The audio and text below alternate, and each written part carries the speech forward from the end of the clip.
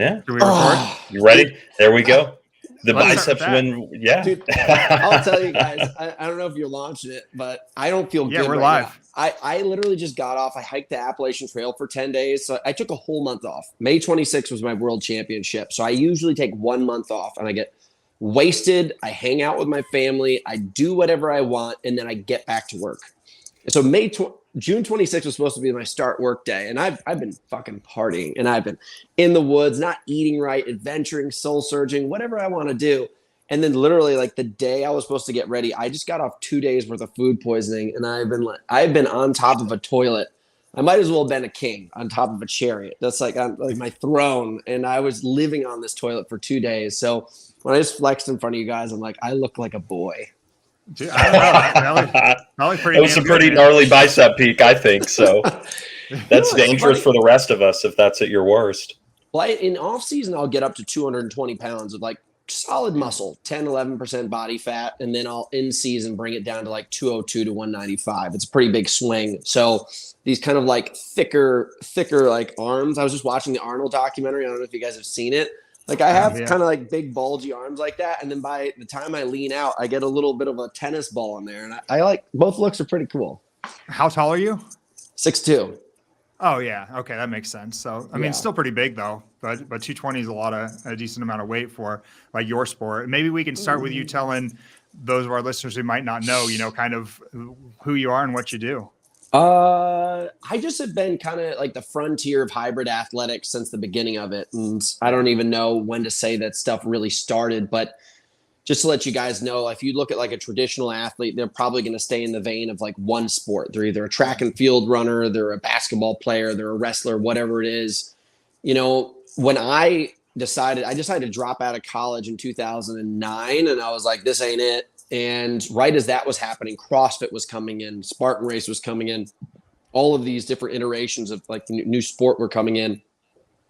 And they were both individual. And then over the past couple of years, they started to blend. So I was that guy who was able to really sit right in the middle of it and kick some serious ass. So, if you guys ever did follow my career or don't even know anything about it, I started out in Spartan Race and won a couple world titles there, and with Tough Mudder, a couple world titles there. Was the first person in history to be, or I guess the only person to be invited to the CrossFit Games based on their merit. I didn't go through the traditional avenues that a CrossFit athlete would do. Won High Rocks World Championships, which is another hybrid sport, 3 times. Murph World Record holder. Just a lot of just random shit. Like if you have an engine and you want to throw down, I was the guy who was going to show up and whoop your ass.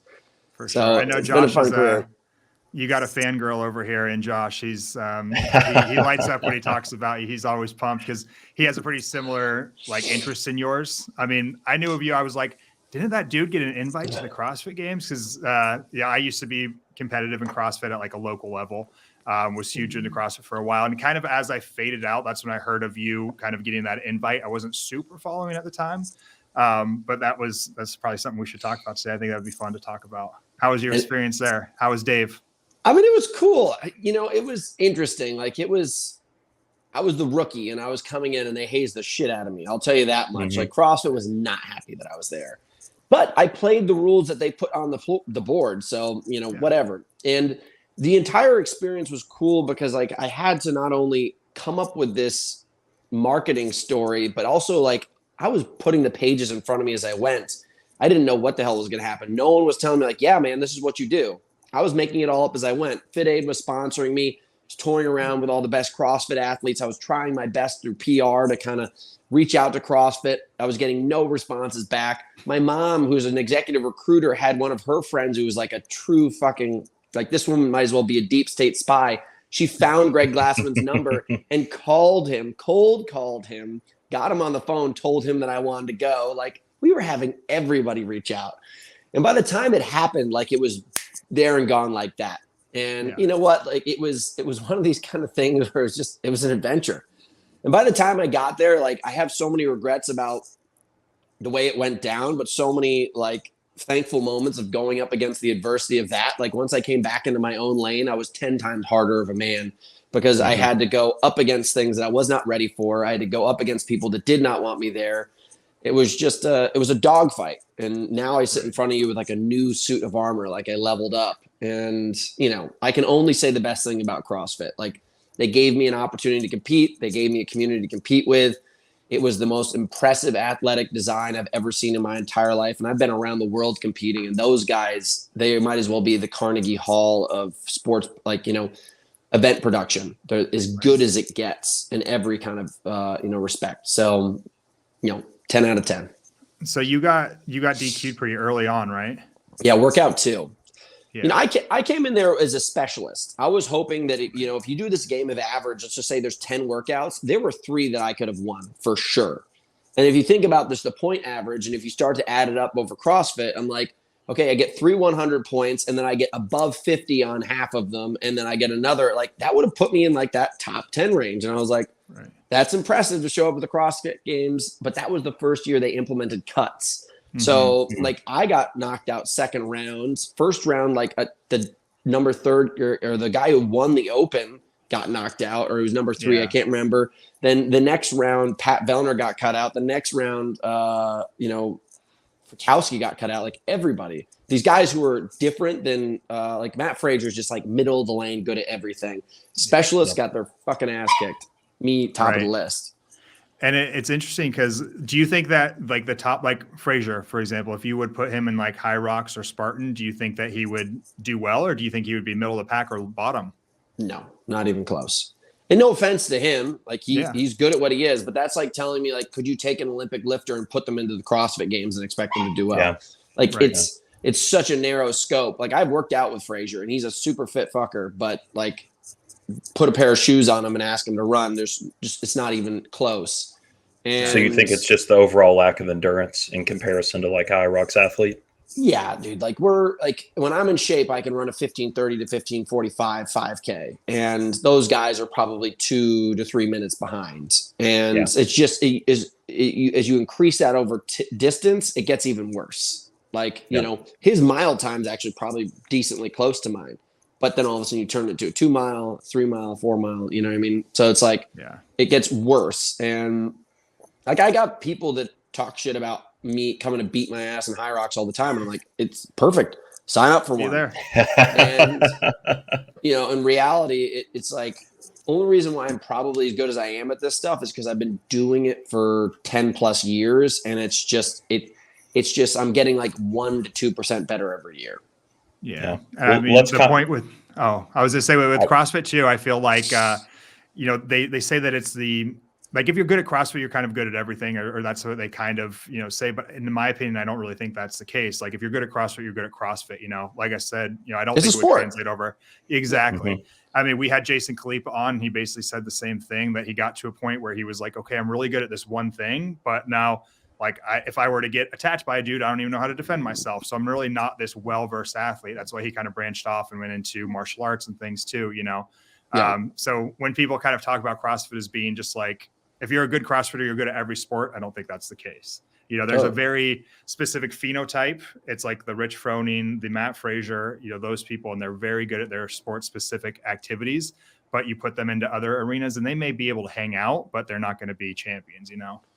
Yeah, I mean, those guys, I mean, I respect them in every way you could have possibly imagined, athlete to athlete, like real, recognized real. They always just get put in the conversation because CrossFit was so smart. They dubbed themselves as the fittest athletes on earth. So they always get put into the conversation. Where in reality, it's like, fucking A, man, just take these guys to like a collegiate level or even like a high school level wrestling mat and they're fucked. And you take them to any sport at a high school level and they're effed.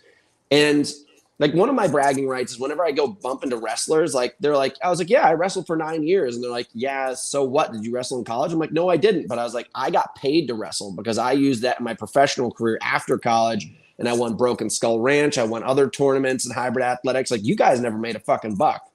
So in reality, like your skill set may be really, really great in your alignment. But then all of a sudden, if I truly had to take that skill set that's made me money and I had to go into their world isolated, I'm dead. Right. I'm dead. I would Yeah, lose to almost every high schooler in Iowa, Oklahoma, Pennsylvania. Like For I'd sure. be snapped in half. Yeah. I always thought CrossFit was just genius with their marketing. Like when I first started doing it, I'm like, wait, this is literally just like how people train. You're doing box jumps and cleans together. Footballers have been doing this forever, Yeah. but they're all of a sudden like, no, this is CrossFit. We're going to throw a trademark on it. You're going to have to pay if you're going to put these two workouts together. I'm like, holy shit, that was genius. Yeah. You took training. Like, most people are like, oh, that's working out. So you're the best at working out. It's kind of funny. Yeah. Well, dude, like they also, if you just talk about them, like they were a marketing company, but that was it. That was it. They were a marketing company with an ideology for fitness, and god dang. And I literally, as I'm transitioning out, I'm like, there's nothing I'm going to do for the rest of my life as long as I'm working that doesn't have a camera on it and doesn't have a marketing agenda behind it and doesn't have a PR team that's like creating the storyline. And like from now on, I was talking to you guys earlier about this. And like, as I dip out of professional sports, like that's it. That's all I think about. Because if a tree falls in the wood, and no one's around to see it. Does it make a sound? Does it happen? And especially not these days. Dude, 10 years of my life is disappeared. You don't even know where it is. It's wild. Yeah. Well, yeah. What's the plans now? You say you're leaving the competitive side?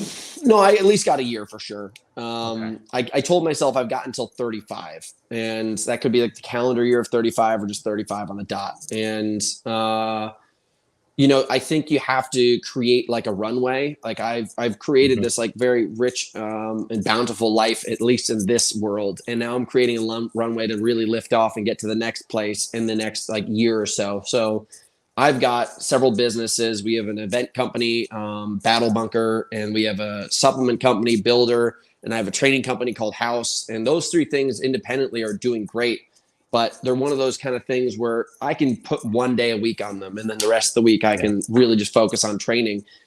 I'm such an attentive and like aggressive person to my like obsessions in life that I could never survive on that little of work.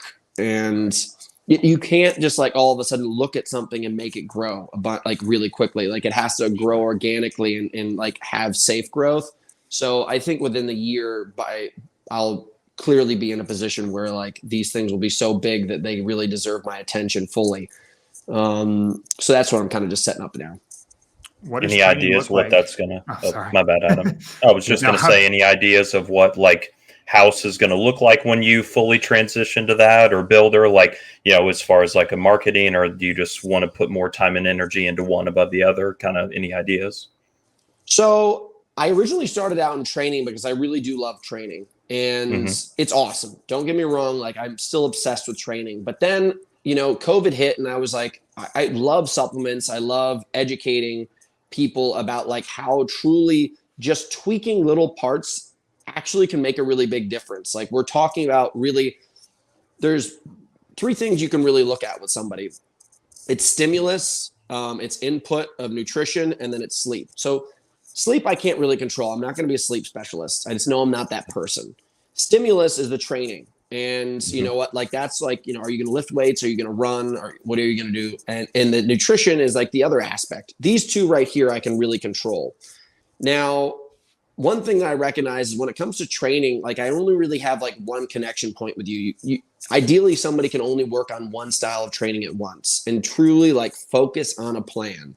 Now with supplements, I can work with you on like 5 different points. I can work with you on basically like a hydration standpoint. I can work with you on like a mass-based standpoint. I can work with you on like a cut-based standpoint. I can work with you on a strength building based standpoint, a sleep build standpoint, like a immunity standpoint. There's so many points of contact that I can have with a customer that can influence things. And I was really interested in that because, even if you don't like my style of training, you may like my supplements because those supplements can do something for even like the mom that's going to Pilates classes versus the guy who's trying to win a High Rocks championship. And I realized that there was a lot more touch points there. And I can go around the world and go support athletes in the Ironman, a run across the desert, the CrossFit Games, all of these things.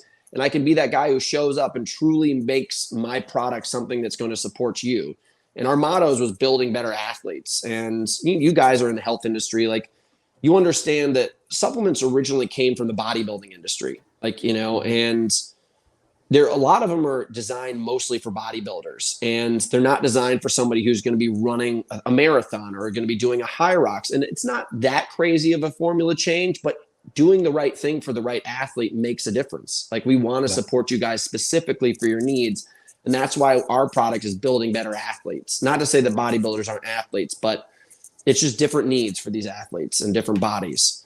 So I really wanted to get into that community where I was able to really connect with people across all avenues of life when it comes to athletics, because athletics changed my life. And now that I have the financial power and influence, I'd like to change other people's lives, because I remember when I started out and I didn't have enough money to afford protein that month, or I didn't have enough money to afford to get to the race, or I didn't have the knowledge of knowing what it was like to be at the race, what it was like to eat at the race.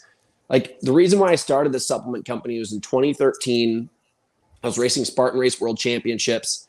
It was my first year as a pro and first year really racing. And I was winning at mile 11 out of 13. I was a rookie, and I was the one guy in the world right there. I was ahead of everybody else by minutes.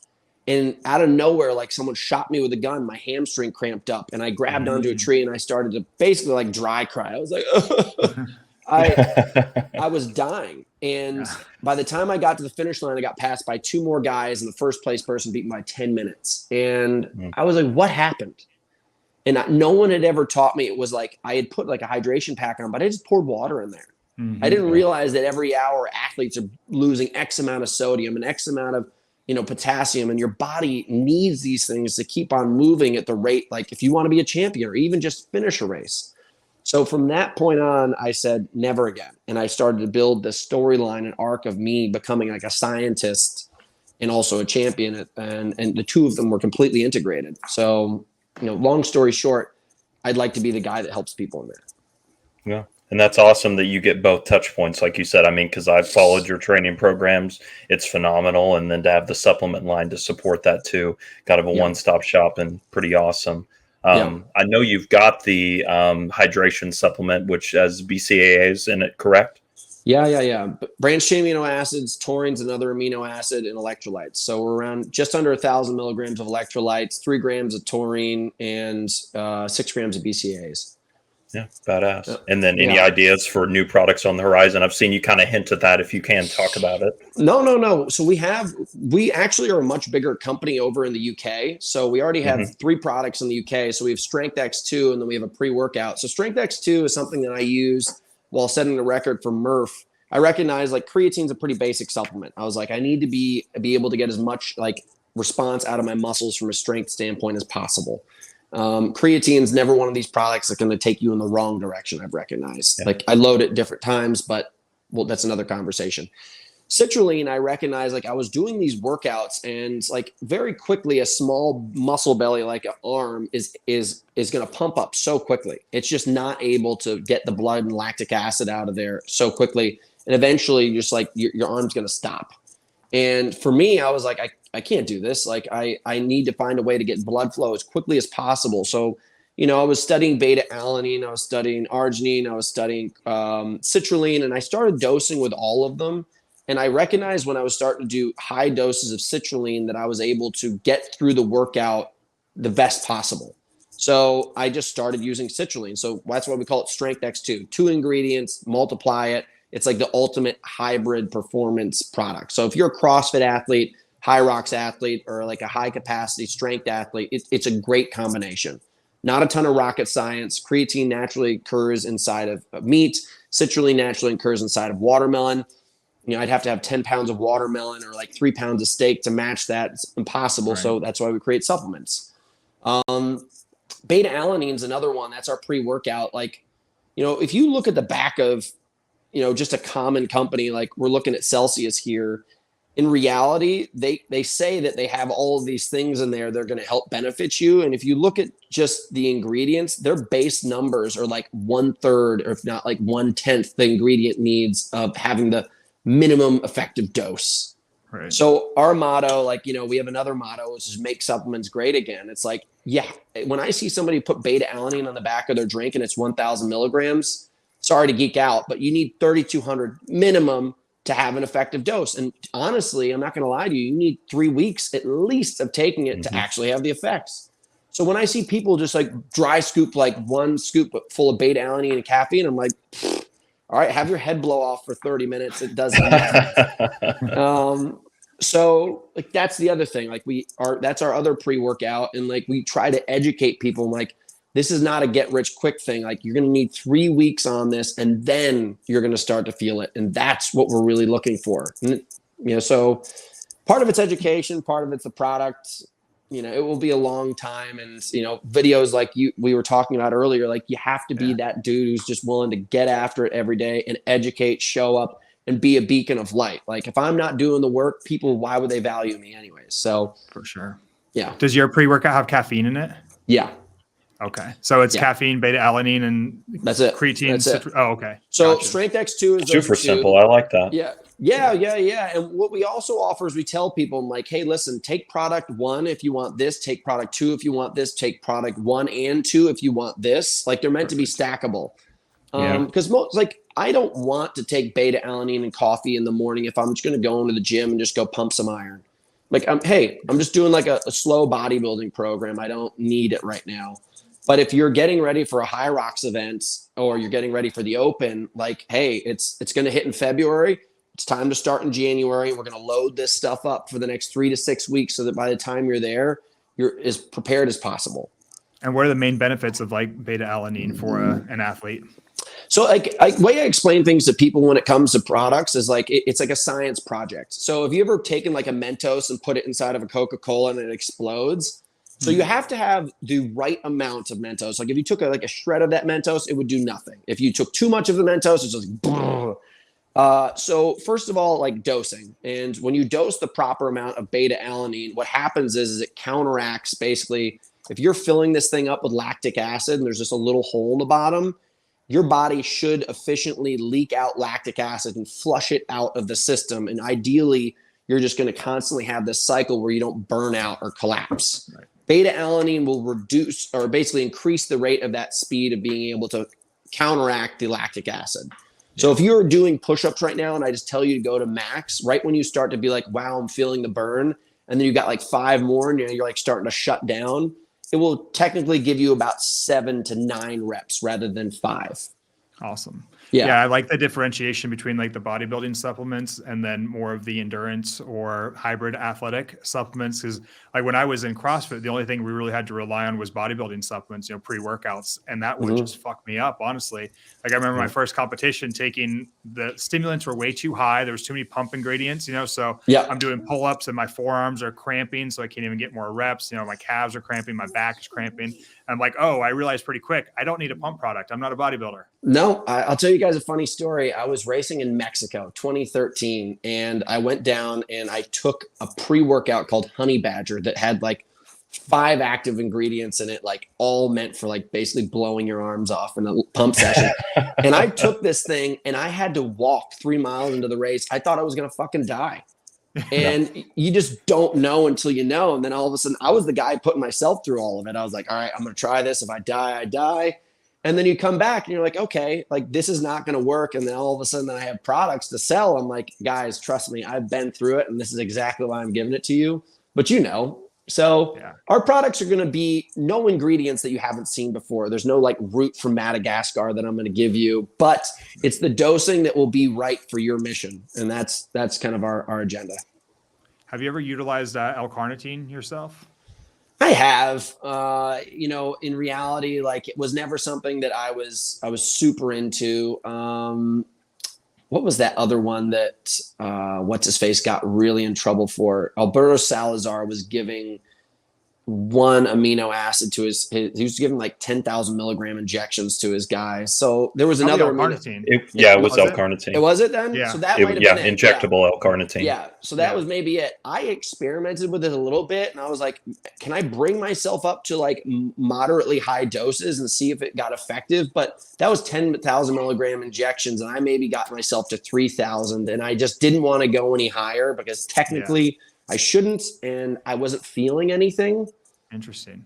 Yeah, I wonder, because I've used it, and I've used around like 500 milligrams, like very low amount, and the rationale in like bodybuilding community is upregulation of androgen receptors, but I know the endurance community likes it for the increased fatty acid metabolism and the endurance benefits. So yeah, it's interesting, but you didn't feel much from it? No, and I'm the kind of person that will give something about 30 days because, That's a good amount. yeah, and I give myself 30 days. And like, if you come into my house, like you'll open up one cabinet, it's all food, and then you open up another cabinet and it's supplements, every single kind you could ever imagine. And when you take beta alanine, you feel that burn immediately. Yeah. You're like, okay, like this is something that you can tell the effects of. Like 2 weeks into taking creatine, you can tell. Like you're just like, okay, there's a little something there too. Caffeine is same as well.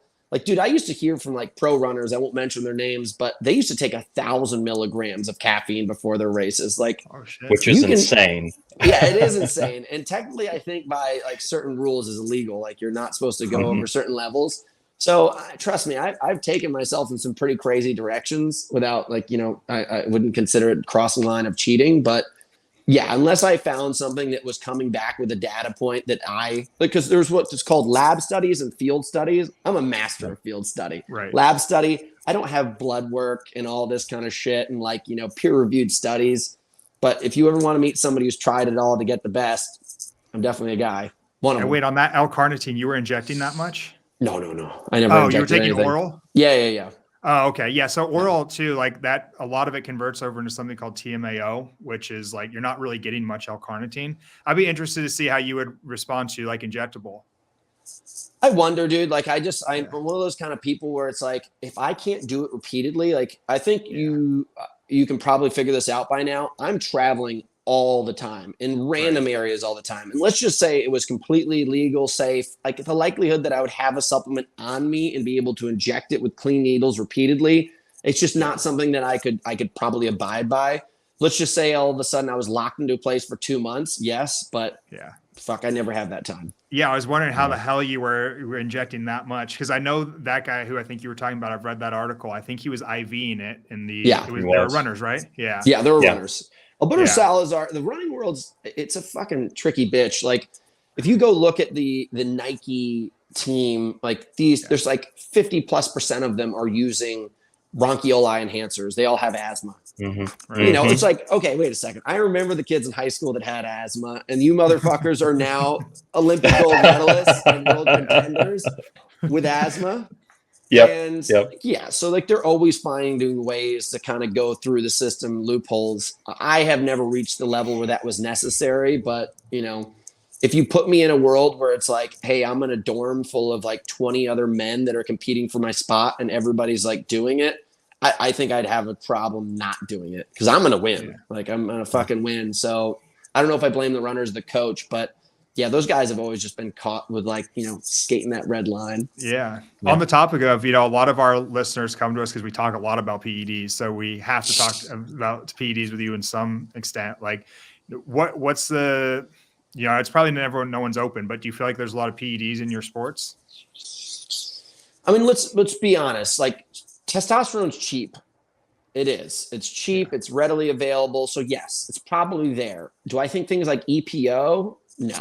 Like, do I think things like Anavar where you can take pills and like, I don't think like Tren, like that's not a valuable, like, no, I like the last book that I did in college was on steroid use because I was really starting to get so into sports. And one of the biggest conversations in all high level sports is like, are they doping? And I had to write this paper and I studied all that I could about steroids. And like the black market body is always more powerful than the governing body because the governing body is some little shitty office like this with a couple guys being like, all right, what are we going to do to get them? And the black market body is this fucking huge warehouse full of these guys just throwing dollars all over the place. They're like, yeah, we're already 3 drugs ahead of them. Those dumbasses. So yeah, I think it's probably in there, but I don't think anybody I'm competing against is smart enough to use it properly. I'm partially calling the people I compete against dumb, and I'm partially I'm partially saying that the value isn't necessarily there unless you have the system to use it properly. Yeah, Jason Absolutely. Khalipa had the same sentiment. At least he thought when he was competing that, he had already won the CrossFit Games in 2008. He was like, I'm already at the top. I don't have any incentive. It's not going to pay me any. And he felt like from what he gathered around, his competitors, that none of them were really like into it. I don't know. I think, of course, there's probably some who are doing it and hiding it, but it's just interesting to always hear from the guys on the inside.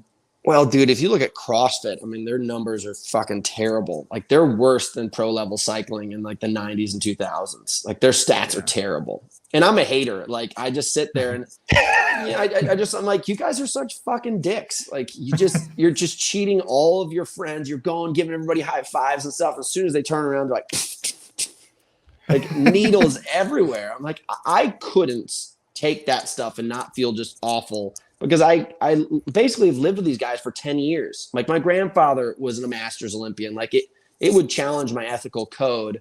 And like if it was one of those kind of things where everybody's in on it, like, yeah, sure, that's a different story. Like that's the 90s and 2000s cycling. Everybody was in on it.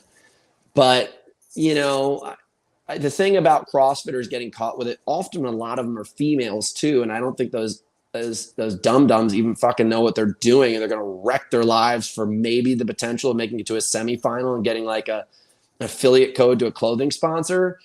Like you guys are fucking idiots. And it's not worth it. I mean, if you're Matt Frazier and you want to continue to be Matt Frazier and you've got like a system, not saying Matt Frazier did this, I respect the guy. Like I kind of get it, but those people who are trying to climb, they're probably doing it the wrong way.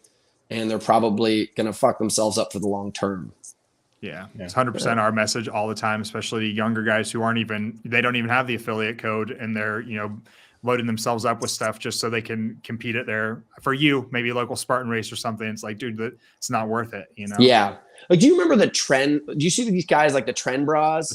The trend twins. Yeah. Trend twins. Like, dude, I get why they're so freaking popular. They're just like, fuck it, I'm gonna get huge. Yeah. And then you're a young guy, you're like, that does look like a lot of fun. And they've got tons of followers and they're driving around in Lamborghini SUVs and stuff like that. Like it's enticing.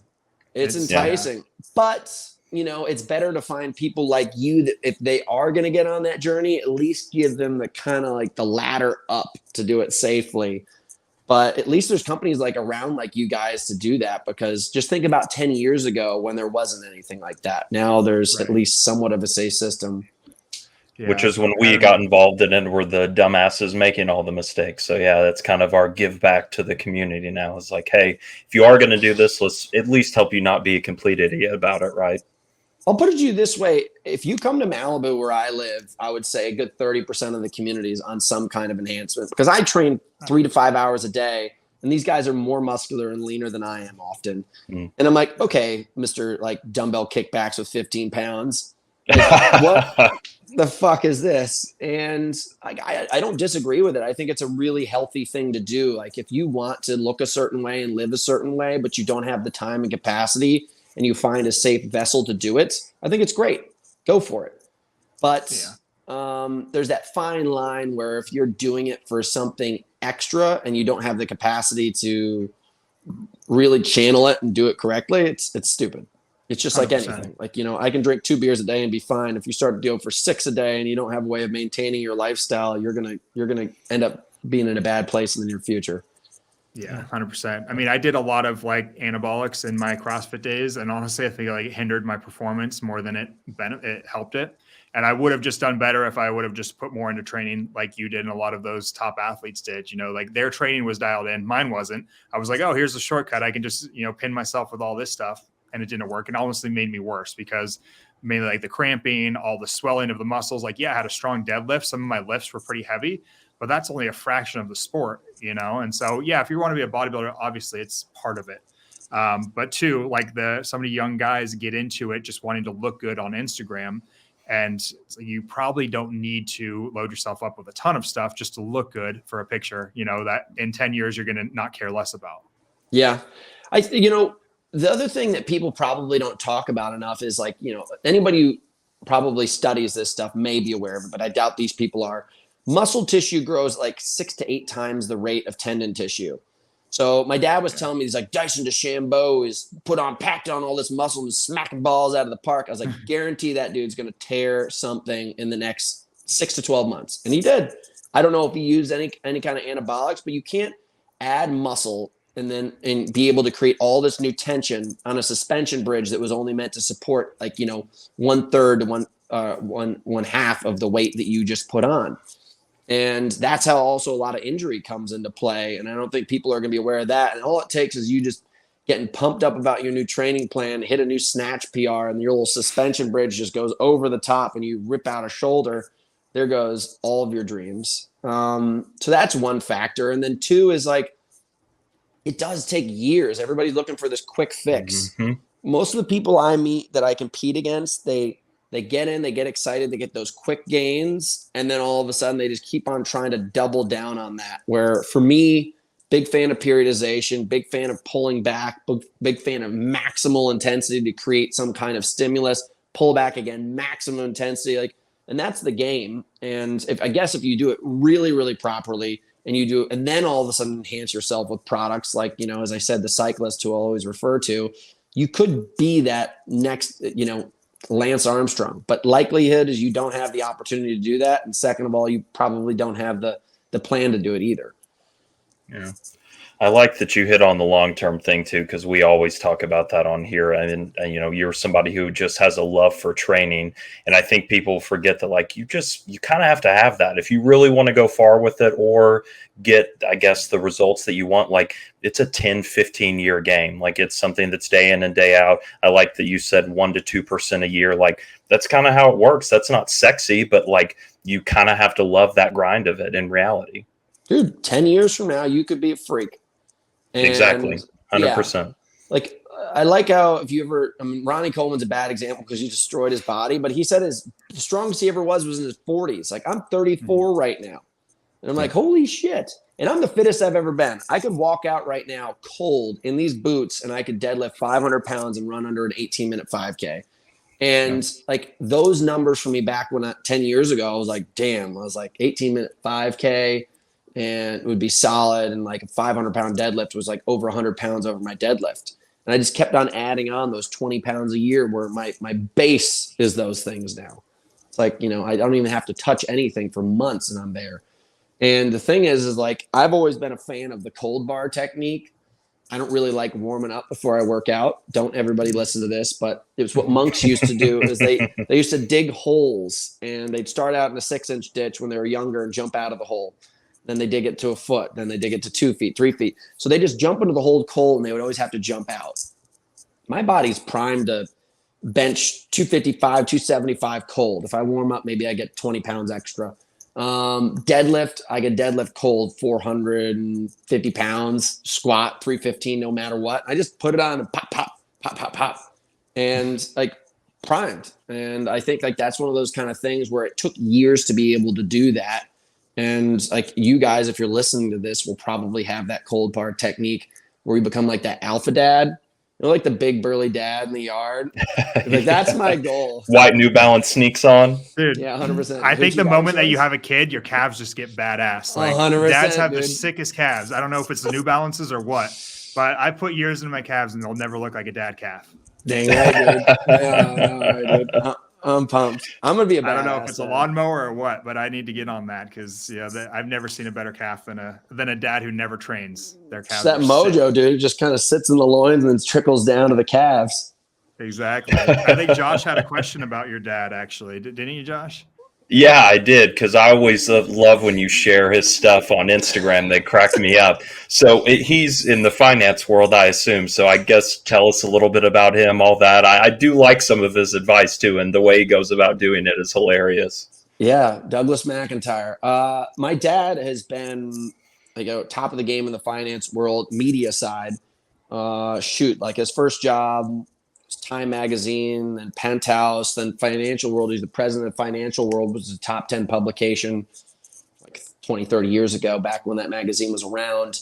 And he's always been in writing. So he would just, went to Harvard, ran I think he's a Harvard Advocate, which was their newspaper there. And he's just always been a really good writer. And he loved the finance world. And basically, kind of just sources information. He has a 24/7 Wall Street, which is his company, and has been producing articles for major publications around the world for decades.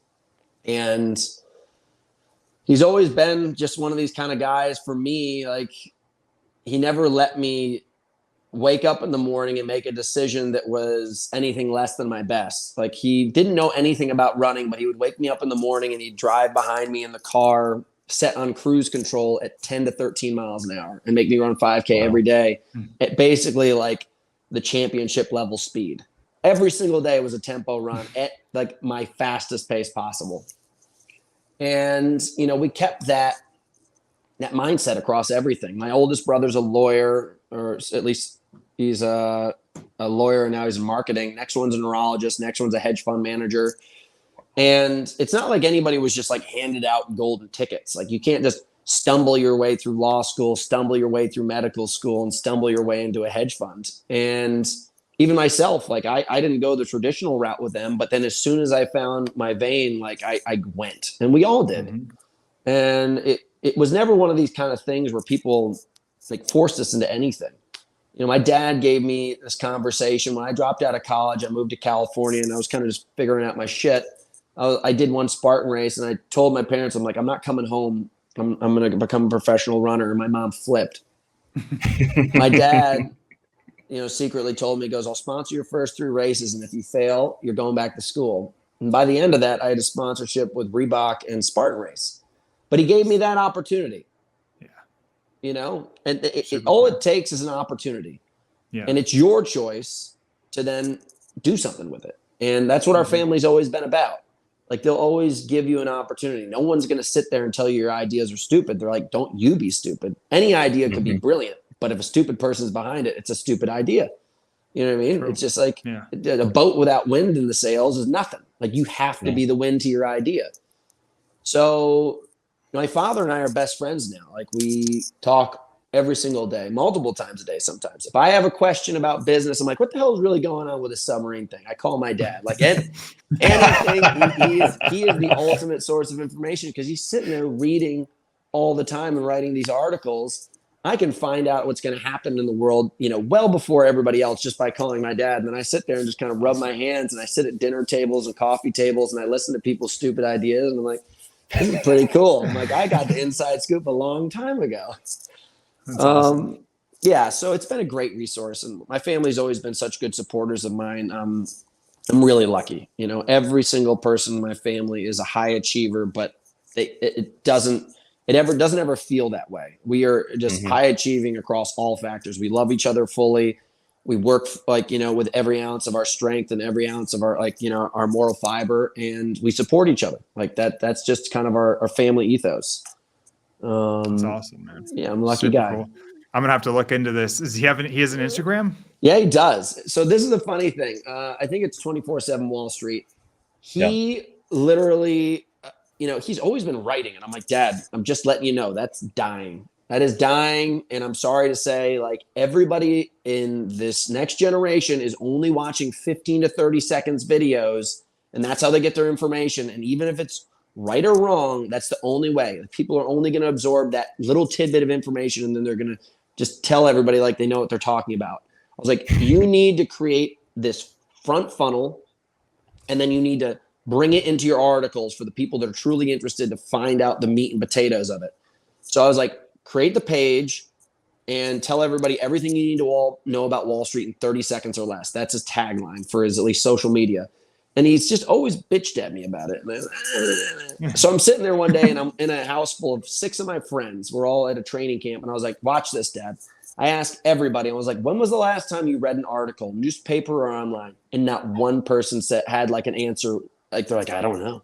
I was like, Dad, this is why you're eventually going to hit a shelf, and you're going to fall off, and there's not going to be anything there for you. And I didn't mean that in a rude way, but I'm just letting you know, like, you're like, you know, old guys who like to take in finance information at the age of 60 to 100, they're all going to die, and you're going to need somebody else to read your articles. So he started it, and at first it was just like a little bit. Now he's starting to really hook on it, and you know, it's slow growing, but some of his videos are in the hundreds of thousands of views. It's much better on TikTok than it is on Instagram, just because TikTok blows up everything. But his hits on the article side of thing are bigger than they've been in years. Oh, that's awesome. Which is crazy, because at first I was like, Dad, just don't be embarrassed. Don't listen to any of your older friends. Don't listen to them. They don't understand. They just don't. And promise you, just stay patient. And he did it, and he's crushing it. And now I'm getting him into podcasting like this. I was like, the next format we're going to work on, Dad, is you're going to bring in 5 of the biggest articles from last week, kind of like a sports center top 10. And then you're going to answer 3 to 5 questions that your customers or fans have asked about anything, and just be freeform. Yeah. And so like, we're working on that next. And if he decides to quit in 6 months, so be it. But if at least he tried, I'm so proud of him for doing it. That's awesome. Man. That's awesome that it's like, yeah, definitely cool that you're getting a mentor. Like it's how life progresses, right? He taught me everything. Yeah. And then you get to be the one of like, all right, let me give something back to you now. That's badass. If it takes off, I'd be so happy. Like, I don't want anything. I'm just like, at least we got it to work. At least, I'm doing something right. He's doing something right. Josh, you want to hit some of the IG questions they had for Hunter? Yeah, and I guess to backtrack, I'd love that we talk about the family stuff to get into a little more meat and potatoes. I guess we'll get into the high rock stuff a little bit.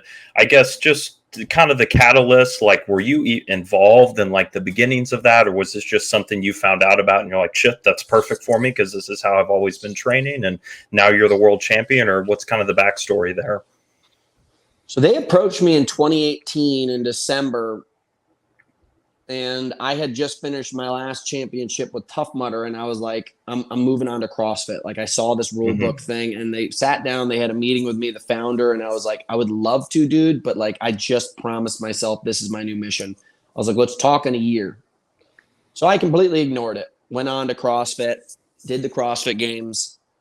CrossFit Games was in August. The first one in America was in 2019 in Miami in December. I showed up and I beat the pants off of the world champion that year. And I was like, interesting. And it was like my first Spartan race. I remember I did my first Spartan race. I was like, wow, everything aligns. Like, it was outdoors and wild. And like, it was just like, there's all these obstacles and challenges in between. It wasn't just a run where I'm like, man, I've been running for 3 miles. I'm bored. Like, there was something new around every corner. It felt so amazing. Now I was in this new iteration and version of myself where I was like, I'm tired of just running and climbing up mountains and going back down. I was like, I want to be macho. So now all of a sudden I changed myself into like more weightlifting. I still love the cardio aspect of things. I want to be stronger, more of a power output guy. High rocks is by definition, by design, whoever can hold the most wattage for around an hour. Like, I tell people the best indicator of probably what your high rocks time is going to be is a mixture of your 30-minute time trial, 10K time, and a 5K ski erg. Just really is. Like, and we're gonna find X marks the spot who's gonna win the next championship. You don't even have to bring in equipment. So I all of a sudden did that one, and then literally a month later, I set the world record, and then I won another one, and it was going to world championships, and COVID hit. And I'll admit, like, I lost. I went and won the world championships a couple months later, but after that, COVID just got so bad. I was starting to really lose faith in whether or not athletics was going to happen at all. And that whole year was wishy-washy. There was a couple races I was able to go to, but it was still really like they would cancel them right in front of you. Like, I'm training up, canceled. Yeah. Deload. Peak, like, cancel. And I was like, fuck, I'm losing my mind. And then I lost world championships in 2021. And that's when I basically was like, never again. And that's when I went all in, back in on high rocks. And I've basically been kind of unstoppable since. But that was my like real loss that changed everything for me. But I've been involved with it for 5 years, I guess. That's awesome. And I would certainly say you're the face of it at this point too. I mean, when I did my first one, like, I remember seeing your stuff and just like, holy shit, I don't think there's any way I'm going to be able to get close to that. But that's badass that, this being such a new sport, there's already athletes that are this developed in it. So you certainly, I feel like, have set the precedent for what's to come, because it's very rapidly growing. I mean, it's amazing, even in the DFW area, how many people I meet. If I ever have a shirt on, they're like, oh yeah, I did the one a couple of months ago, or I'm signing up for one. So it seems like it's brought in like a big new group of people that want that hybrid style of like, hey, I just want to be fit as shit, strong, but also, on top of my endurance game. It's crazy, dude. Like, I was flying from Dubai to Cyprus, a little island off of Greece. And I was sitting next to a guy on the plane. He's like, what do you do? I'm like, High Rocks. He goes, I just did a High Rocks workout yesterday. And I was like, what the fuck? It gets everywhere.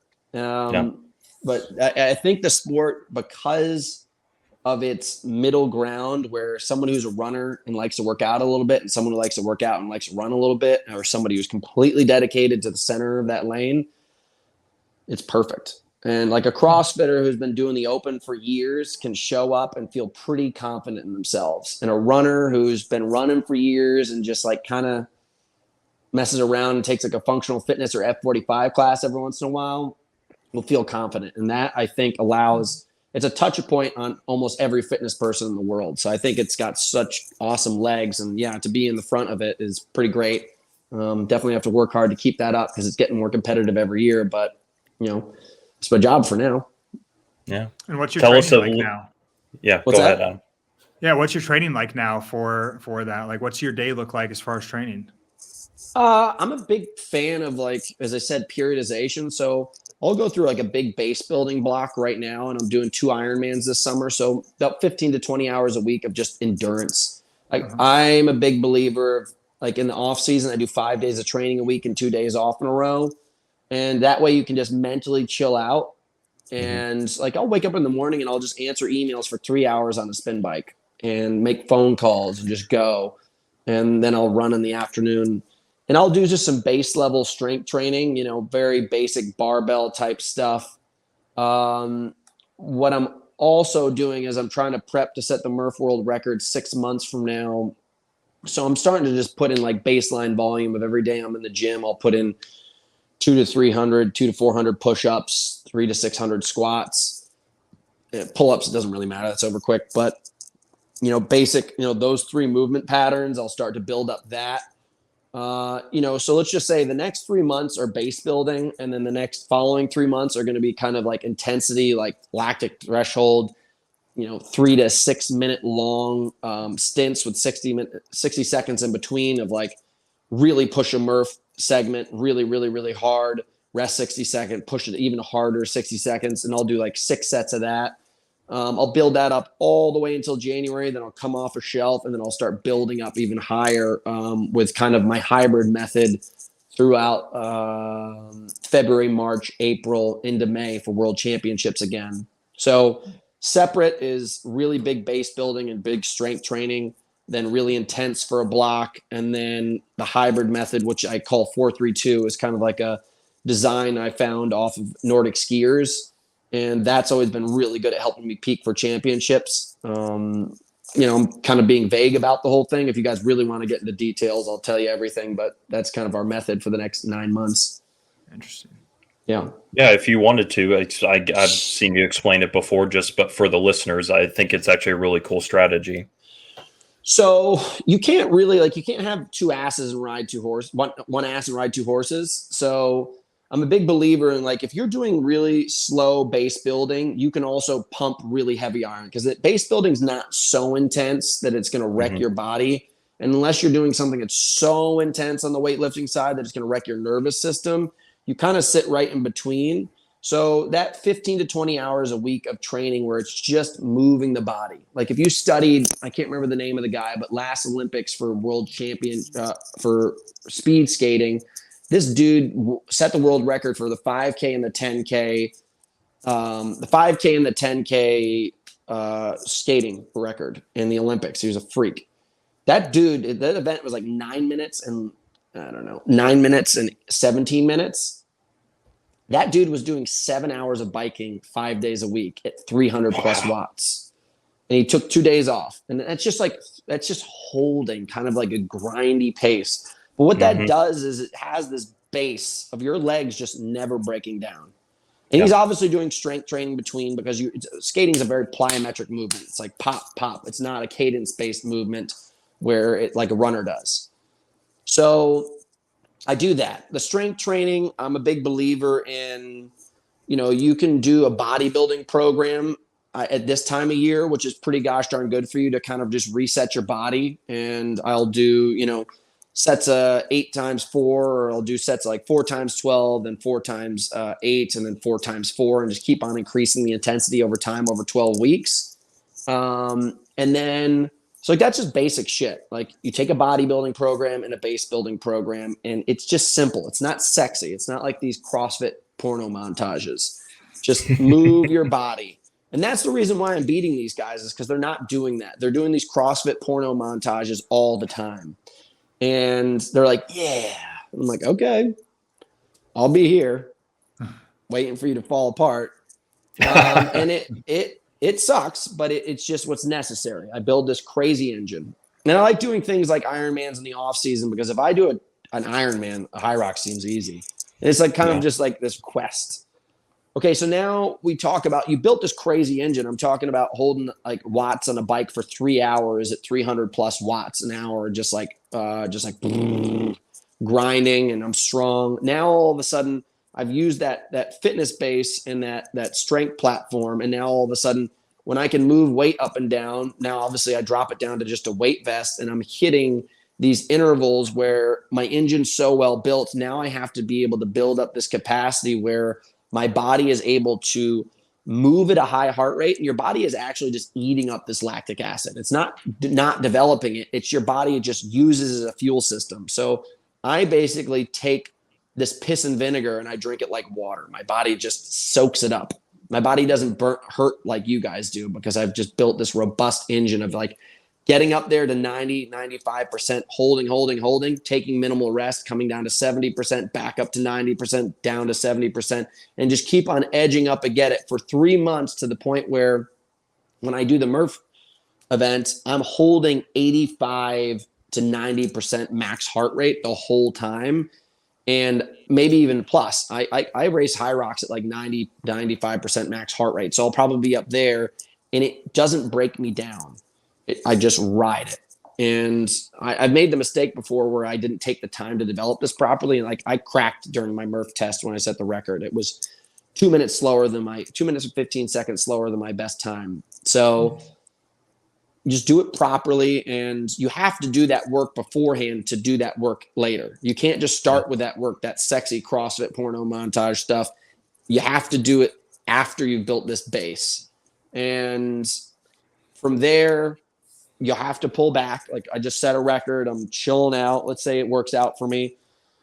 Now you got to let the body relax. So I'll take maybe 2 to 3 weeks off and just let myself slow down. And then that's when I bring in this method, which I kind of studied cross-country skiers, because I think it's the closest thing to what we would do in high rocks, because it's a mixture of maximum aerobic capabilities with like stints of extremely hard, intense lactic and power-based abilities. So I'll do weeks where I'm doing 4 intense days in moderate volume, 3 intense days with middle volume, and then 2 intense days with extremely high volume. And then the 4th week is an off week. And you keep on repeating that over 12 weeks. Week 1, I'm doing 12 hours. Week 2, I'm doing 15 hours. Week 3, I'm doing 18 to 20 hours. And that spectrum right here basically allows your body to build intensity and recover from it moderately, and then build volume over here and recover it from over here moderately, and just keep on building this cycle of intensity and volume at the same time without not gaining the benefits from either, really. Yeah, that's awesome. And like you said, not a sexy method whatsoever, but it's what works. And especially the base building, because I got into endurance stuff about 3 years ago, and so many people just want to go fast and hard because they think it's sexy. And I always try to explain to them, like, no, it's kind of boring at first. You like really have to build that base of your pyramid. And for most people that have never done it, that takes a really long time to do so as well. But you've got to build the base of that engine to be able to put the high octane fuel in it, basically, like you're doing. Totally. It's interesting. Like most of my year is spent on a skier, a bicycle, and running and doing bodybuilding. Like it's like I don't touch any of the other equipment for high rocks until like 2 to 3 months out. Just generally. Sleds, things like that. Yeah, like I'll do some strongman stuff and like drags backwards or like heavy front yoke carries and stuff like that. But it's not what you'd think.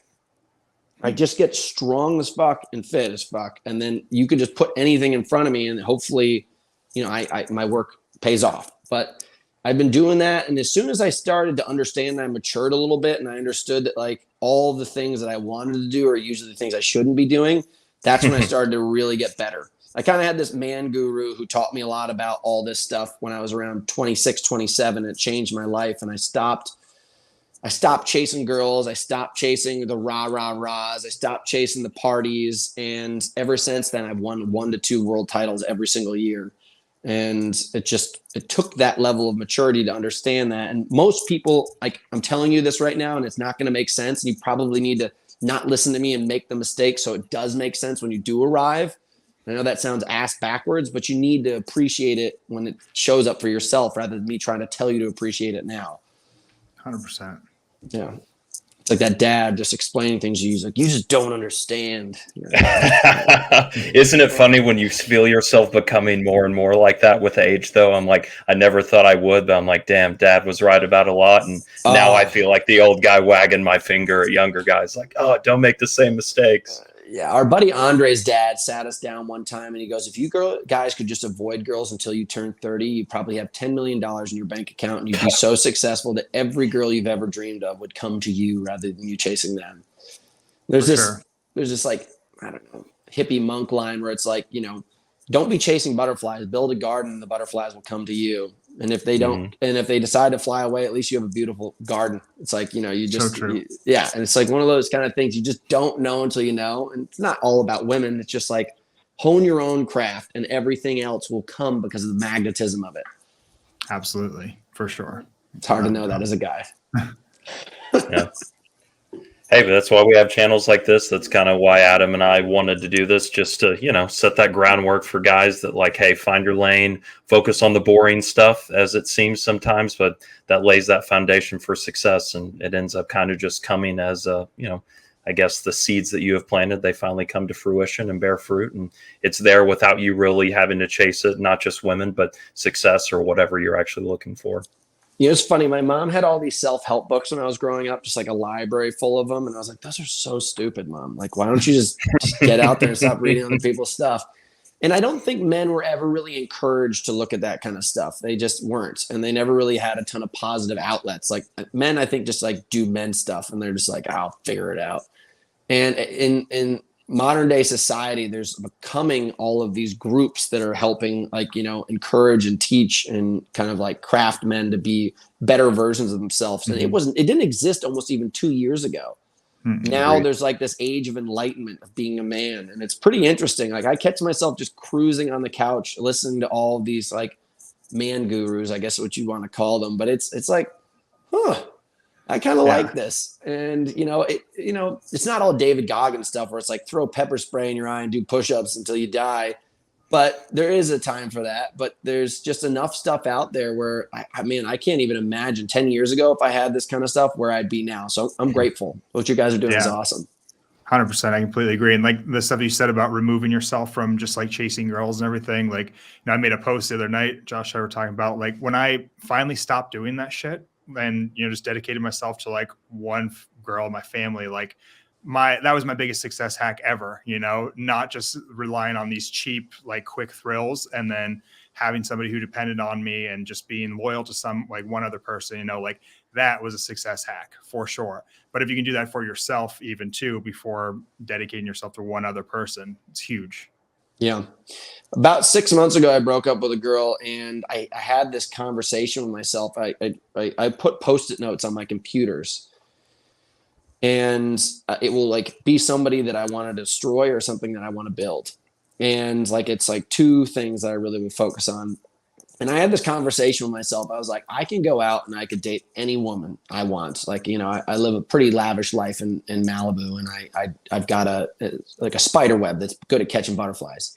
But I had this conversation with myself, and I was like, dude, you have a choice here. You can either spend the next 6 months to absolutely dive into your craft, which is your sport and your businesses, and see what happens. Don't go on dates. Like, don't sleep around. Don't do any of this stuff. And I did that. And I would go on dates. Like, I guess the word date would define it somewhat. I would hang out with girls, but I would never hook up with them. Eventually, they'd start to get pissed off at me. They're like, what the hell is this? I'm like, I'm just hanging out with you. And I just stuck to myself. And during that time, man, my businesses have grown so much. My deals that I've closed on behalf of just like Hunter McIntyre, not a businessman, but like as an athlete, have grown so much. My life has grown so much. It is crazy. Mm-hmm. It is like almost living on an island that I was just so afraid was going to become this small with nobody on it. And it was like every single day without paying attention, the waves just kept on bringing in more sand. And my island just kept on growing. And what you think during these periods of time is you're like, I'm completely isolated. I'm all by myself. I'm like Tom Hanks in the movie Castaway. And what you need to do is you need to accept the fact that it's like turning over one of those things and grains of sand collecting slowly. If you watch it the whole time, it's going to suck. It's going to seem like eternity. But if you just allow the process to grow naturally and just accept the fact that it will grow naturally and it will become something so great over time rather than over hope, just time itself, and urgency is not going to change it. And I was just mind blown. And I haven't done that in such a long time. Like I was just amazed. I was like, what the fuck? I was like, I've been playing this game wrong. So I encourage anybody, like I've told myself this and I've learned it over and over again. Dedicating to yourself is never going to put you at a disadvantage. It just isn't. If you have pennies and you have 100 pennies and you go around, you throw it into every fountain that you find, you're going to be broke soon. Just keep those pennies and throw it in your own pond every single day. And a pretty girl or something else is a pond that you throw your penny into, just wishing that something great will come out of it. And it takes a while and composure to figure that out. But I will encourage anybody, if you have this moment and you have that reflection point of like, oh, I just got out of a relationship. Oh, I just got out of a job. Oh, I just got out of like college. Try this first before you fucking do the other thing.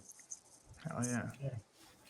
I think it's probably hard for young guys too nowadays because I feel like just the, amount of shit and stimulus you have coming at you 24/7, you feel like you need to have all these pennies going out into different ponds. So it's almost, I think, counterintuitive to how guys think they need to go chase success, rather than just like keeping it very simple and putting those eggs into your own basket, if you will.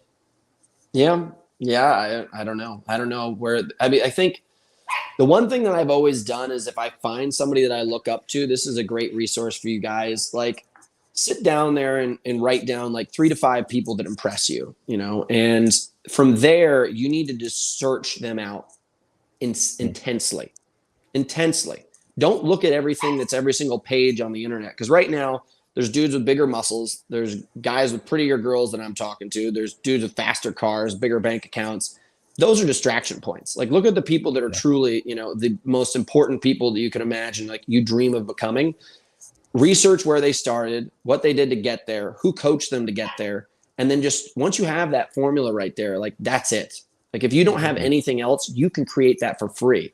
And if you have an iPhone right now and you're able to get this information, you're able to get that information. And that's how I got where I am. Like I just became a stalker. I was just like, I'm going to find out everything. So at least from that standpoint, that would be my formula for success for people who maybe don't know where to start or what to do.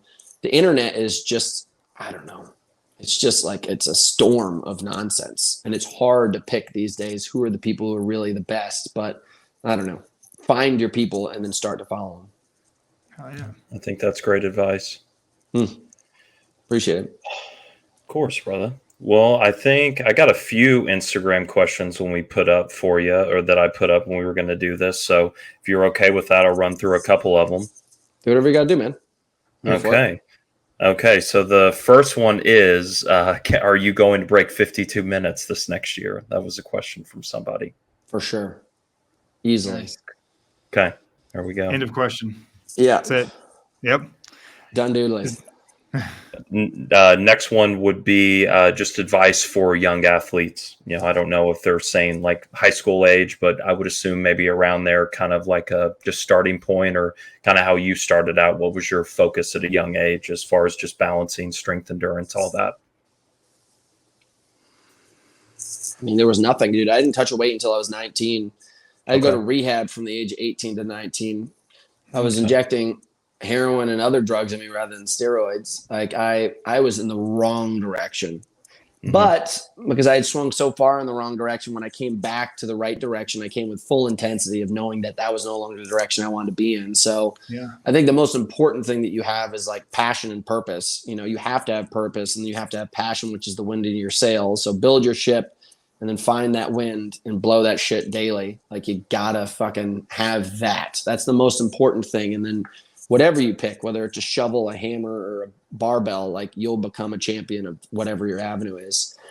I started out in bodybuilding. Like everybody sees a picture of Arnold and they're like, what do I do? And I just come from the sport of like having to run. As I told you, my dad wanted me to do cross country. So I was like bodybuilding and running all the time. So I was like, kind of in this in-between world.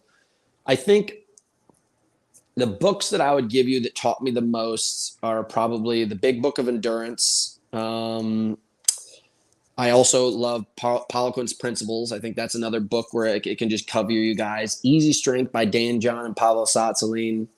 Power Eating by, I don't know her name. She's a really smart chick. Susan Kleiner. I'm trying to think if there's another one. Nutrient Timing by John Ivey. Like these books right here became this, I don't know, temple to me. And I just got information. And now all of a sudden I knew how the engine worked. I knew how the muscles worked. I knew how the diet worked. And then from there, I basically had this thing that was going to be able to allow me to go in any direction. And then as I said to you guys earlier, if I wanted to get good at like triathlon, I was studying Dave Scott and Mark Allen. Like I was just studying those guys, the best engines in the entire world. If I wanted to get strong, I was studying the strongmen. I was like our best power lifter in the world, Ed Cohen, all these kind of guys. Like you had to have those people. And then I had my temple of books. I had the people that I worshiped, and then I went. It's awesome. I want to go back to the heroin part. I didn't know this part about you. Was this pre or post college? Like when you decided to drop out and start running? Dude, when everybody went to college, I had to go to rehab for a year. So I literally had been arrested for the third time. And I'll never forget, basically the court system was so fed up with me. There was like, dude, you're either going to jail or you're going to rehab. And I was like, obviously rehab. So I had to go to rehab in Montana to start, then Nevada, then Taos, New Mexico, then back to Montana. And at the time, I was using cocaine, pills, snorting heroin, eventually got into injecting heroin, lots of pot, lots of drinking, all that kind of stuff. I didn't know any better. And it was the point where I was using some kind of substance almost every day. And, I was a kid. So like, I was never an addict. I was just an enthusiast. Like if you had drugs right now, I'd be like, let's skip the podcast and get high. So yeah. And, I look back on it now, like I still have access to drugs all the time. I still eat mushrooms, but I just don't do them. Like I can get, you just don't know how to get highs from other places in life when you're younger because, now, like, I understand. I'm really into fast cars. Like, if I really want to go feel like a fucking rock star, I get in a car and I hit the pedal to the metal. And that high is incredible. And as long as I'm not hitting anybody else in their cars, like, it's a safe thing to do. And, working out, the same exact thing. Like, the adrenaline, the endorphins, the feeling of, like, racing a championship rather than just racing a bunch of tabs of acid on the couch. Like, it's different. It's better. So... God, I probably used drugs until I was 24 and I overdosed on cocaine in Miami. And at that point, I was like, I raced a championship a week later and like my heart almost exploded during the race. And I knew how fucked up I was. And I just lost to it was 2013 actually. I just lost to the two prior world champions and I was right on them. I was like, fuck, I could have beaten those bitches. Like, I was so close. But you're getting high when these guys are putting in work. And I was like, you cannot do this anymore, Hunter. Like, are you going to be the dude that parties? Because you're great at partying. I used to fly around the world and I was the guy at the party. And I was like, but that doesn't go anywhere. Like, you can't be a professional partier. And I had to have that conversation with myself. I was like, I'm either going to go all in or I'm never going to get where I want to go. So I stopped. And at this point, you know, I will still drink beers and I do it with moderation. You know, I will get drunk, but the next day I will show up. But it's no longer a part of my life. Like, I learned a lot from that chapter, and I'm glad that I got out of the way early, because if I hadn't of, like, it could have been in this position with you guys right now, where I've got these businesses, I've got some money in my bank account. I'm like, God, I'm going to call 5 strippers and I'm going to go do blow on top of a penthouse. Yeah. And I don't know where I'm going to be tomorrow. So, like, there's people who have that. And I know actually a lot of guys that do that. And I'm like, fuck. So yeah, I got rid of that early on, and I'm grateful the fact that I'm in a different place now. Yeah, it's incredible. And then I love the story of, like, when asked, you know, how to get into it and just like how to be successful. I think you mimic what a lot of successful people do. Like, I've seen it myself, where I think there was a study done on, like, traits of successful people, you know, and it wasn't that they wake up early or any of this stuff. I think Hormozy's talked about it and kind of popularized it. Have you heard, like, the 3 things where it's, you have this, like, unwavering pride in yourself that you know that you can be better than other people, which I know just talking to you feel that way. You know, you're very vocal about, I'm good. You also have crippling insecurity, thinking that you're never going to be enough. And then the third one is that you don't waver. You basically, you know, you have long time horizons, and you don't just give up at the, you know, at any little default or anything that happens. You know, sounds like you do that too. Like, you know, when you talk about things, you talk about you're going to go into them. You have a super long time horizon, and nothing's going to get you off of that path as soon as you set your mind on it, you know?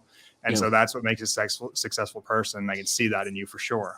Dude, I was just out on that trail, and I the first 2 days I was basically alone, and, like, I told myself I was going to go and pack some things, because I literally had just got out of, like, a chapter of my life, and I, like, a couple things, just like 3 things went wrong in a row, and I was like, I do not have time to think about these. I have to move on, or I'm going to miss chances. So I immediately just got, like, straight into training and went max effort on it, and I didn't unpack things that should have been unpacked in the time, and I was like, I'm going to do it on this trail.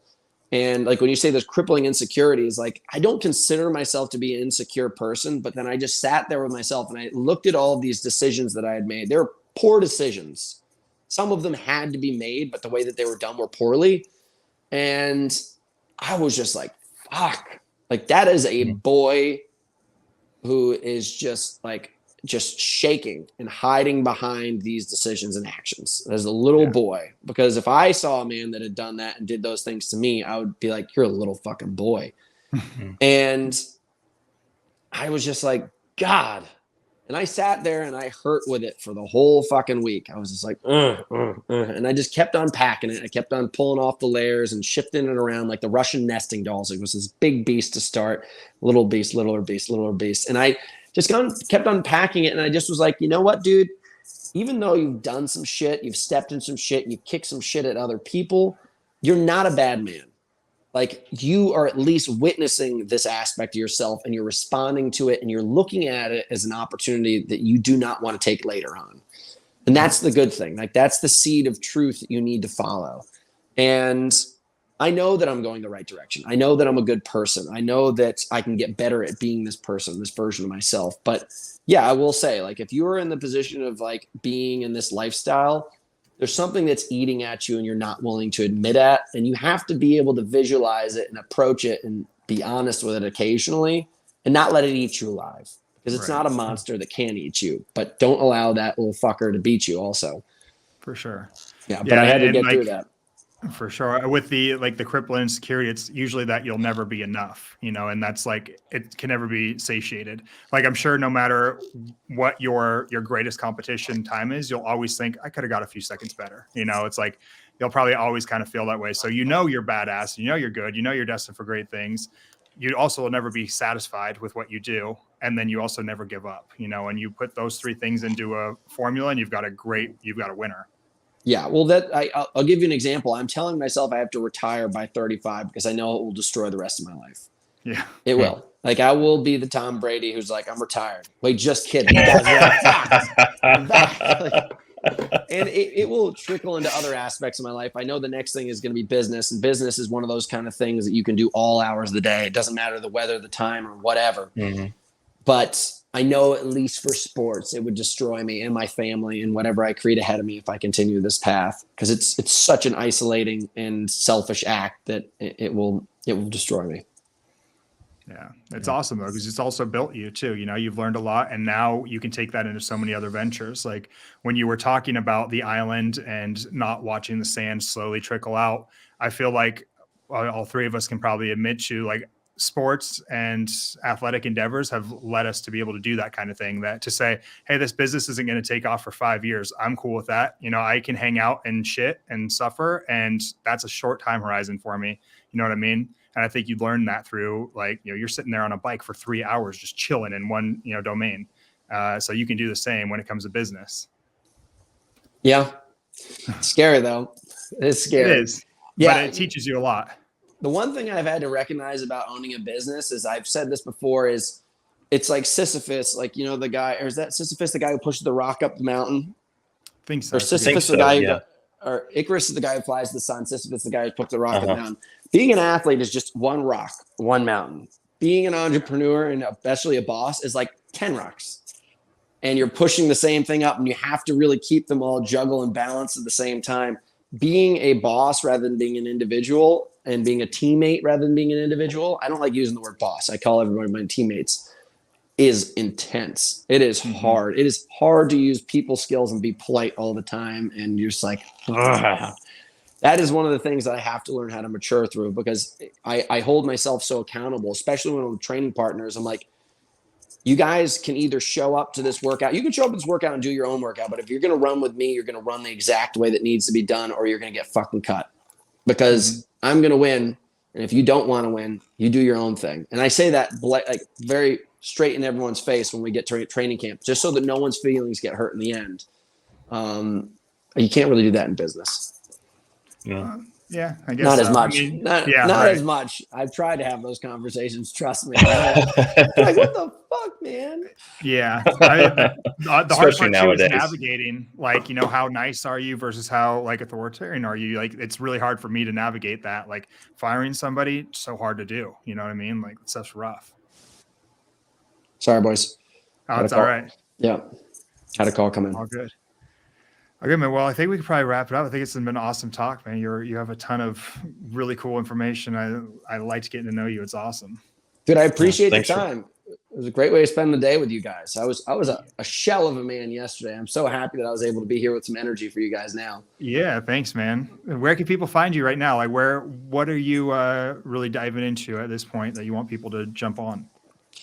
We really are just trying to make sure that, you know, that we're able to expose the world to what we're doing from a knowledge standpoint. And that's usually coming through social media, YouTube, all that kind of stuff. Like, if you guys want to find out about my athletics, you're probably going to find me on Instagram or at High Rocks. Like, that's where I'm doing my thing. But as I said, like, I'm trying to definitely build a vessel that's going to make an impact on this world. And I gained all my knowledge and all the intensity in sport. And now I want to build a platform that the whole world can gain. So you don't have to go through the 10, 12, 15 years of sport that I did to at least gain some knowledge that will impress upon your life. So Hunter McIntyre, if you type into any channel, it will be there. You know, we're very, very open and engaging with all of our customers, and just, you don't have to be a customer, just someone who's a fan or whatever. And we'd love to help support, dude. And I live in Malibu, and I got a place up in the mountains of, like, near Big Bear. We host training camps all the time. It's free to come. You just have to show up and, like, throw down. If you fall apart, that's on you. But we usually are having a really good time, and, you know, you'll see me around. I'll always be on the internet somewhere. Awesome, man. Thanks so much, bro. Well, we'll put all your stuff in the description down below, and it was a blast having you, man. Thanks a ton for having me, guys. If you need anything, just reach out. Of course. Later, boys.